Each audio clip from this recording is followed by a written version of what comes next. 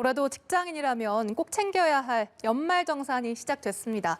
오늘 오전 6시부터 국세청의 연말정산 간소화 서비스가 개통된 건데요. 잘만 챙기면 13월에 보너스라고 할 정도로 세금을 돌려받을 수 있는 연말정산. 올해는 어떤 점이 바뀌었고 또 어떤 점에 주의해야 하는지 스튜디오에 나와 있는 경제부 조성미 기자와 함께 이야기 나눠보겠습니다. 어서 오십시오. 네, 안녕하세요. 네, 오늘부터 개통된 이 연말정산 서비스 구체적인 일정부터 살펴볼까요? 네, 오늘 새벽부터 이제 국세청 홈페이지와 요즘 손택스라고 하죠. 모바일 홈택스를 통해 연말정산 간소화 서비스가 시작됐습니다. 올해부터는 이제 휴대전화를 이용해서도 연말정산의 전 과정을 처리할 수 있게 된 게 특징인데요. 먼저 일정이나 간단한 이용 방법을 먼저 살펴보시겠습니다. 네, 이용 시간은 오전 6시부터 밤 12시까지입니다.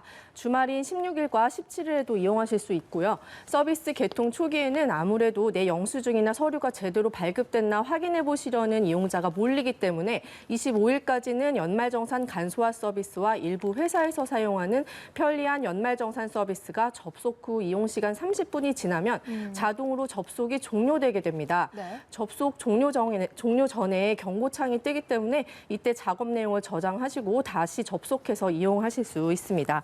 네, 이렇게 15일부터 17일까지 확인을 해봤더니 내가 쓴 영수증이 제대로 잡혀있지 않거나 아니면 뭐 내용이 틀렸다는 등의 내용을 발견하실 수 있는데요. 그럴 경우에는 이제 영수증이나 서류 해당 발급 기관에 요청을 하셔서 뭐 틀린 부분이 있으면 수정을 받으시고 아니면 더 받을 자료는 추가로 이제 제출 받으실 수 있습니다. 이렇게 돼서 확정된 자료를 이제 20일부터 또 간소화 서비스에서 확인하실 수 있습니다. 특히 이제 이번에는 의료비 관련해서 이제 조회되지 않는 의료비 신고센터라는 게 새로 생겼는데요. 네. 이게 뭐냐면 연말정산 간소화 서비스에서 이제 의료비 제출했는데 내역이 뜨지 않는 경우가 이제 왕왕 있습니다. 이런 경우에 이제 17일까지 이 센터에 이런 내용을 신고를 하시면 국세청이 이제 해당 의료기관에 자료 제출을 하도록 안내를 하면 이제 20일 이후에 이제 제대로 된 내용을 조회하실 수 있게 된 겁니다. 네. 그리고 또 올해 연말정산부터 가장 큰 변화가 이 공인인증서를 의무적으로 쓰지 않아도 되는 점이더라고요. 네. 그러면 이 민간 인증서로 모든 게 가능한 건지 궁금하고 또 특별한 변화가 있는지도 좀 짚어주시죠. 네, 말씀 방금 하신 것처럼 올해 연말정산 간소화 서비스는 카카오톡이나 뭐 통신 3사의 패스 서비스처럼 그 이제 민간 인증으로도 자료를 조회하거나 등록을 하실 수 있게 됐습니다. 네. 다만 여기서 한 가지 이제 주의하실 거는 민간 인증서는 PC를 사용해서 이제 연말정산을 하실 경우에 이용하실 수 있는 거고요. 여전히 이제 모바일 홈택스 앱에서 이제 연말정산을 하실 경우에는 뭐 예전에 사용하셨던 공인인증서나 금융인증서로만 이제 이용하는 그 예전 시스템이 계속 이제 유지됩니다. 네. 또 이번 올해 연말정산에서 또 이제 특징적인 것 중에 하나는 이제 표를 보시고 이제 보시면 되겠는데, 네. 표가 나와 있죠. 네. 카드 종류와 이제 사용처에 따라서 이제 원래 이제 소득 공제율이 1월에서 2월까지 이제 15에서 40%였습니다. 근데 이제 잘 아시다시피 이제 지난해가 워낙 코로나19 사태가 우리 경제에 타격을 많이 줬잖아요. 그렇죠. 그래서 이제 경제를 이제 살리고 소비를 진작하려는 취지로 카드 소득 공제율을 많이 높여줬습니다. 그래서 3월을 보시면 이제 1, 2월에 2배가 됐고 4월에서 7월, 그러니까 코로나19 사태 이제 1차 유행기가 타격이 가장 심했던 시기에는 네. 일괄적으로 80%까지 높여주게 됐고요. 이제 그 이후에 8월에서 12월은 뭐 예전 공제율대로 다시 이제 복귀가 됐습니다. 그리고 이제 신용카드 이제 그 공제율이 높아진 것과 더불어서 그 소득 공제 한도액도 이제 각 소득 구간별로 좀 다르긴 하지만 네. 이제 각 30만 원씩 좀 올랐고요. 그다음에 이제 전통시장이나 대중교통 그리고 이제 도서나 공연, 박물관, 미술관 같이 문화생활을 위해서 내가 돈을 쓴 부분은 이 한도액들과 또 무관하게 100만 원 추가로 더 공제를 받으실 수 있는 점이 있습니다. 네, 또 이 밖에도 이제 이번 연말정산부터는 배우자가 이제 출산했을 때 본인도 출산휴가를 받으실 수 있잖아요. 그때 받는 급여가 비과세가 되고 네. 이제 리쇼어링이라고 하는데 이제 해외에 나갔던 이제 우수 뭐 인력이나 업체가 이제 다시 돌아오는 것을 촉진하기 위해서 이제 국내 복귀한 우수 인력한테 이제 소득세를 약간 감면해주는 등의 뭐 다양한 비과세나 감세안이 많이 새로 도입됐습니다. 각 근로자분들의 상황에 맞게 절세 방법들이 좀 다양할 수 있으니까 각자에 맞는 방법을 찾아보시는 게 절세에 도움이 될 것 같습니다. 네, 바뀐 점들이 많아서 정말 꼼꼼하게 챙겨보셔야 될 것 같은데 그리고 또 이번 연말 정산부터 근로자가 직접 챙겨야 되는 이 서류도 좀 줄었다고 들었거든요. 네. 그러면 이 자동적으로 간소화 서비스에서 알아서 정리를 해주는 겁니까? 네, 그런 자료가 좀 늘었습니다. 네. 일단 실손으로 보험금을 수령을 했거나 아니면 카드로 이제 결제했거나 현금 영수증을 발급받은 안경 구입비, 공공임대 주택 사업자에게 지급한 월세, 긴급 재난지원금 관련한 기부금 자료가 이제 새로 자동으로 이제 수집되는 자료로 추가됐는데요. 말 그대로 이들 내역은 이제 근로자가 일일이 서류를 챙겨보지 않아도 네. 자동으로 반영돼서 조회할 수 있다는 말씀이고요.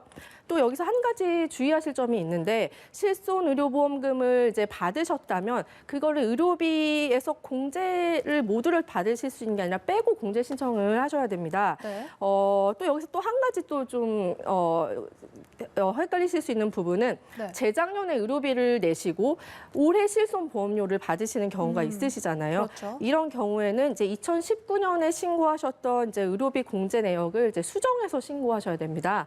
그러니까 올해 이제 5월까지 종합소득세 신고 기한인데 그 안에 이제 수정 신고하지 않으시면 가산세를 좀 내실 수 있으니까 좀 주의하셔야 됩니다. 네, 이렇게 연말정산 간소화 서비스에서 자동으로 제공하는 이 자료가 더 많아진 거고, 그러면 이것 그대로 이렇게 새 공제를 받으면 되는 겁니까? 네, 또 그렇지는 않습니다. 그 연말정산 간소화 서비스에서 이제 올라오는 자료들은 영수증 발급 기관이 국세청에 이제 제공한 자료를 그냥 그대로 보여줄 뿐이어서 공제 대상이 아닌 자료도 왕왕 포함되게 됩니다. 네. 근데 이거를 근로자 스스로가 좀 이제 소득이나 세액공제 요건을 충족하는지 따지셔서 공제 대상이 아닌 경우는 이제 스스로 빼셔야 하는 게 필요한데요.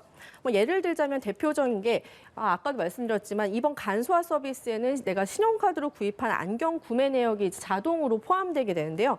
시력 교정용이 아니라 이제 패션용인 선글라스는 이제 이런 공제 대상에 해당이 되지 않습니다. 그래서 이거를 이제 근로자가 알아서 공제 대상에서 빼주셔야 되고요. 과다 공제를 받은 사실이 이제 나중에 드러나면 네. 덜 낸 세금을 내셔야 되는 것뿐만 아니라 이제 뭐 불이익 가산세를 내실 수 있으니까 유의하셔야 됩니다. 네, 아무리 간소화 서비스라고 해도 모든 걸 해주진 않는 거기 때문에 좀 스스로 챙겨야 될 부분이 많은 것 같습니다. 그럼 연말정산 간소화 서비스에서 조회되지 않는 자료는 어떻게 해야 되는 겁니까? 네, 역시 이제 뭐 아직은 스스로 챙길 부분이 많다는 건데요. 네. 자료 제출이 법으로 의무화돼 있지 않은 공제 항목의 경우에는 그 영수증 발급 기관이 그냥 자발적으로 제출하는 자료만 제공됩니다. 예를 들면 보청기 구입 비용, 장애인 보장구를 사거나 빌린 비용, 외국 교육기관에 지출한 교육비나 취학 전 아동의 학원비, 교복 구입비, 기부금 같은 것은 일부가 이 간소화 서비스에서 조회되거나 아니면 전부 뜨지 않을 수도 있습니다. 이런 경우에는 직접 영수증 발급 기관이나 뭐 기부를 받은 대상에 이제 증명 서류를 좀 달라고 하셔서 회사에 제출하셔야 됩니다.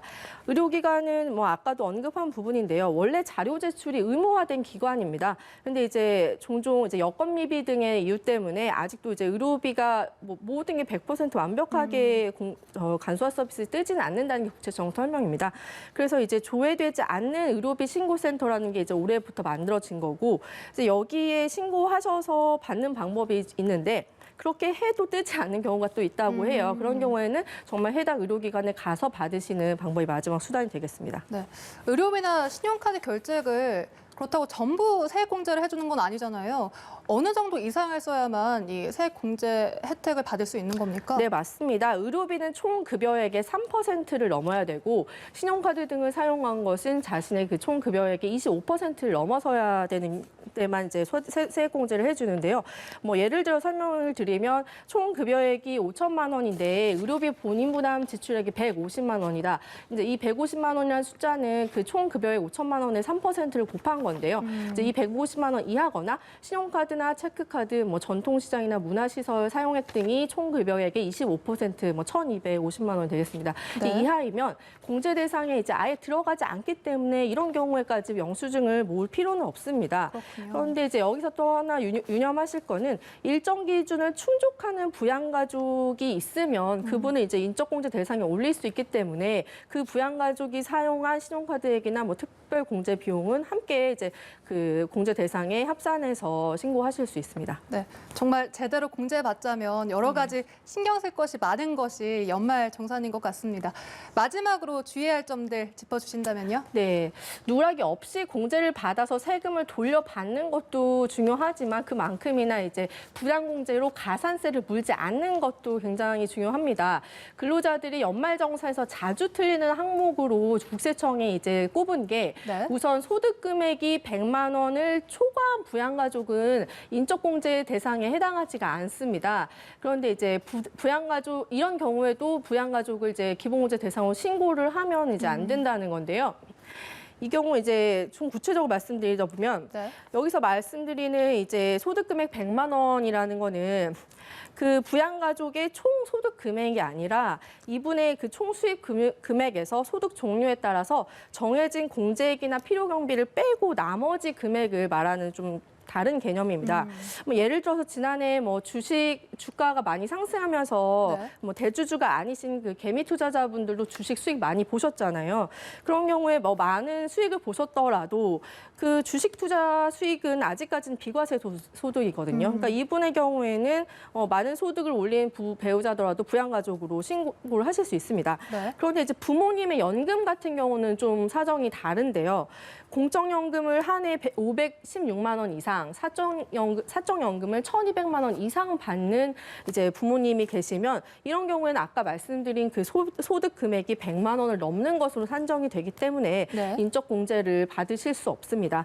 이렇게 이제 소득 금액 요건에 어긋나는데도 인적공제 대상에 신고를 하셨거나 아니면 형제자매가 한 부모를 이제 각각 모두 중복해서 신고하셨을 때 아니면 맞벌이 부부가 자녀를 모두 함께 중복해서 신고하시는 경우 등의 흔한 오류를 점검하시고 연말정산을 진행하시면 좋으실 것 같습니다. 네, 알겠습니다. 지금까지 경제부 조성미 기자와 함께 연말정산에 대해 알아봤습니다. 고맙습니다. 네, 감사합니다.